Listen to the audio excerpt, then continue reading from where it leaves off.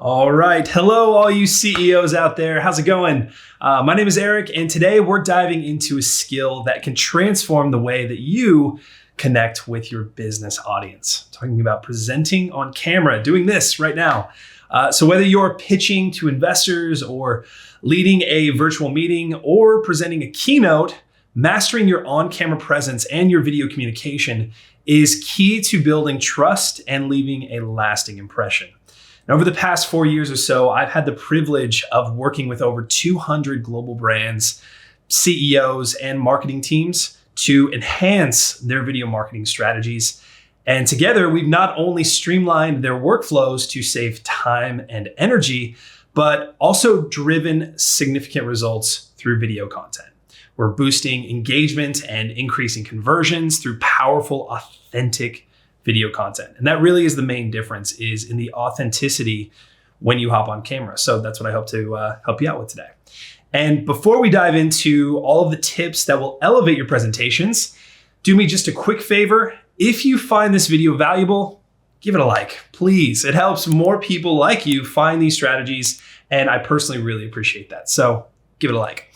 All right, so let's hop on in. We're gonna go into my personal journey first and hop right into the tips. Now, I actually still remember my first on-camera presentation vividly. I'm gonna get the editors to play it because it was one of my first projects and it was a totally different experience. I was standing right in front of a green screen, horrible lighting, but even worse sound quality. And I was trying to follow a teleprompter that seemed to have a mind of its own. It was just constantly scrolling in one continuous scroll. And to be honest, my nerves and self-doubt got the best of me. I'd glance at my notes and then the camera and then back again, and all the while trying to sound confident. And spoiler alert, I did not sound confident at all. At least I didn't think so. The setup was actually far from perfect. The lighting, as I mentioned, was extremely horrible. It was off. You could see shadows. My delivery felt very stiff, and honestly, I was cringing the whole time. But guess what? The client absolutely loved it. They appreciated the message more than the imperfections. It was especially true because the COVID pandemic at the time had just started, and they just needed a video to communicate to their audience. And given that all that was happening, this was the step that really got in front of their audience. So they really appreciated it. And that's when I realized that confidence and connection matter more than the perfection of your setup and your lighting and your delivery. So just being a real human. And that's what I want to share with you today. So I want to know, this is a question for you. Have you ever had a awkward moment during a presentation? I would love to hear about it in the comments below. Go ahead and put it in. Let's see who has the best first presentation flop story. I'm sure there's a lot of people out there. In fact, 70% of CEOs don't feel comfortable on camera. It's a little fun fact for you. So you're not alone. Drop yours in the comments below. And with that, let's hop into the 6 video presentation tips for CEOs who are using video to communicate to their audience. Here's presenting tip number 1, authentically engage your audience. Now, at first I thought that looking polished and sounding formal was the absolute way to go. But over time, I realized that authenticity beats perfection every single time. People don't want a robot reading from a script. They want to connect with you. They want to have this moment, and we're all human. So let me give you an example of this.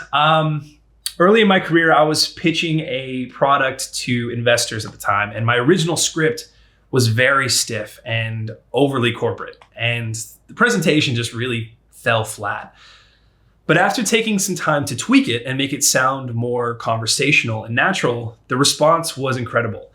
People want to feel like they are a part of a conversation, not just listening to some sort of performance. You get that? So my advice here would be, don't be afraid to let your personality shine through. If you're a goofy person, then be goofy. If you're the type of person who is more confident and stern and really gets to the bottom of things, then do that. The more real that you are, the more your audience will trust you and engage with your message. All right?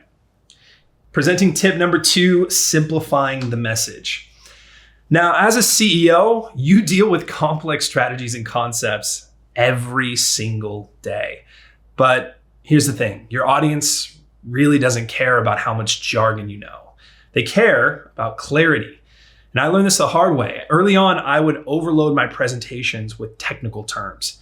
And I really thought that it would make me sound more credible and that I knew what I was talking about and give me more validation for what I was saying. And it actually didn't. It did the complete opposite. What actually worked was breaking down those ideas into simple, relatable examples. For example, you can do it like this, right? I'd explain complicated financial projections, right? And I would do it like this. So think of our budget like a family grocery list. All right, it's an analogy here. We focus on the essentials first and then add extras if there's room. So suddenly everything kind of clicked here for my audience because they could relate to what was being said. So remember, the goal isn't to impress, it's just to connect with your audience, right? Kind of what I'm trying to do with you right now. When your audience understands you, they'll trust you and they'll really get you to take that next step. All right, presenting tip number 3, get in front of the camera more often. Now, this is one of those tips that it really goes far, and it's a simple one, but it's not easy. So it's simple to do, not easy to do. I'll go through that in a second. And confidence is one of the hardest things to master when it comes to video content, but it's also the most important. Early in my career, I was so focused on looking perfect that I would end up feeling very awkward and stiff. There's this pose that spokespeople have where they're just holding right here, right? And you see it on the news as well too. I just locked into this place right here because I didn't want to shift my focus out. Now, it wasn't though until I actually turned towards the messaging, that was what I wanted to say, that I started feeling way more confident. Now, here's what worked for me. Number 1 was body posture. Stand tall, look directly into the camera, and own the space that you're in. That is the confidence coming out. Number 2, embrace your nervous energy. And this works for a lot of people, but especially when it comes to live stage audiences where there's more of a live audience impact, it applies to video content as well. And I know because I actually did some Broadway shows. I was an actor and singer and I did a lot of Broadway stuff, but that whole nervous energy, it was something that I got into where I just felt like if I accept this nervous energy, it immediately just relaxed me. So instead of fighting it, use it as fuel to bring passion to your delivery.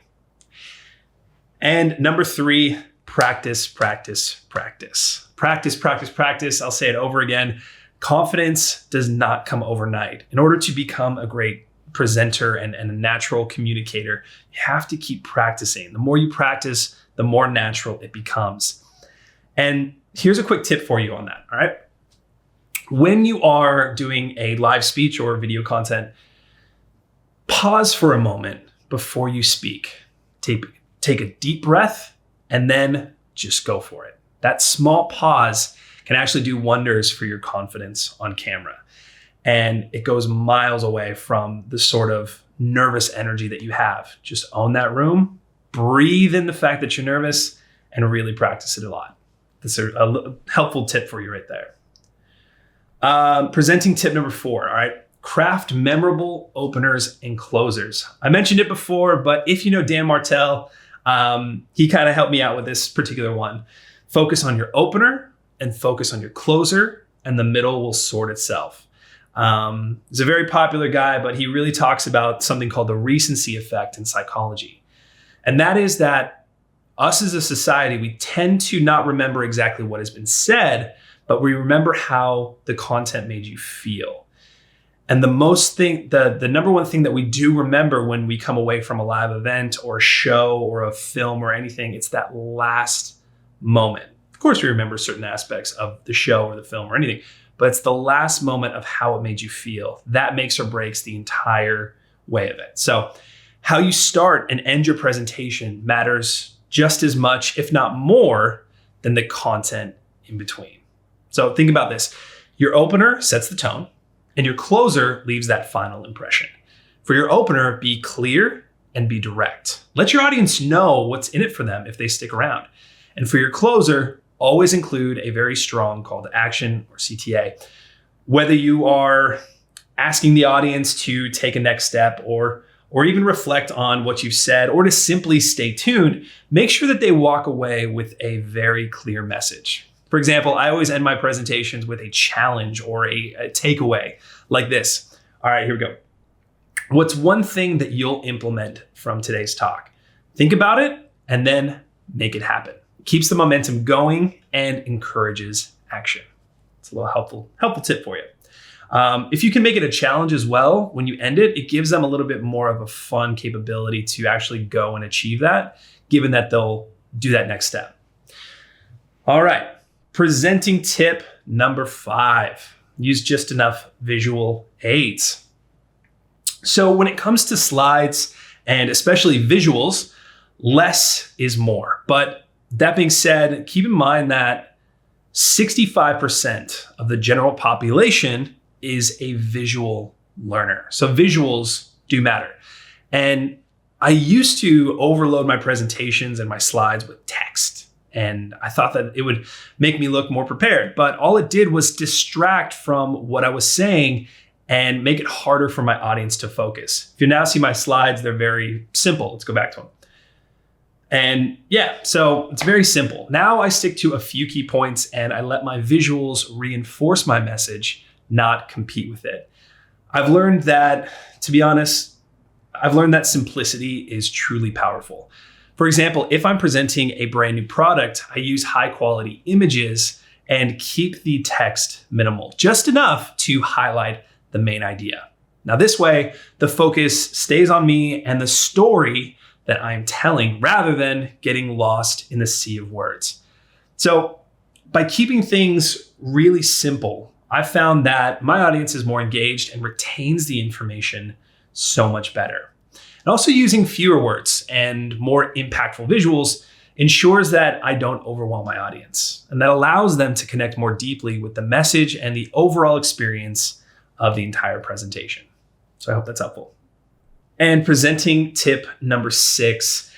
And I have to bring it back again because it's that important, but it's really helpful to embrace those nerves. And I bring this back up because nerves are completely normal and they're very popular, even for seasoned presenters like myself. In fact, they're a sign that you actually care about delivering a great presentation, whether it's a live show or something as simple as in your room, you're just sharing to a camera. It shows that you actually care about the content that's being delivered. But the good news is that you can absolutely manage those nerves. Now, one of the best techniques that I found is deep breathing. All right. Before every presentation, I take a few moments to center myself. All right. With slow, deep breaths. I inhale for a count of 4 and hold for 7 and then exhale for 8. It's actually a tool that's been used in a lot of the, where did I hear it? Now I'm blanking on it as I'm delivering a live thing. A lot of the SEAL team members have actually learned this. It's a deep core breathing technique when they get into big experiences that they actually take this count, breathe in for 4, hold for 7, and exhale for 8. And it absolutely relaxes them and gets them back and centered. And it's just a simple yet very powerful way to calm your mind and regain focus. And this small routine can actually make a huge difference in easing tension and grounding yourself. So give that a try. Another thing to keep in mind is that your audience actually isn't expecting perfection. They're expecting immense value. And I hope that this is one of those videos. You just saw me take about, 20 seconds to think of, SEAL team. And it's easy to really feel the pressure to deliver everything flawlessly. But the truth is, authenticity matters way more than perfection. Audiences can connect with genuine moments, even if they include the occasional stumble or pause. So focus on delivering your message clearly and confidently, and don't let small mistakes derail you. Trust me, when you speak from the heart and focus on sharing insights that truly resonate, your audience will definitely appreciate the effort and walk away feeling very inspired. And finally, remember that these nerves, they actually diminish with practice. So the more you put yourself out there, the more confident you'll become and the less nerves that you'll have. There'll still be nerves, don't be worried, but there'll be less as time goes on. Each presentation is a learning experience, and over time, you will find that what once left daunting will start to feel second nature. So just embrace that process, stay patient with yourself, and let your authenticity shine through. All right.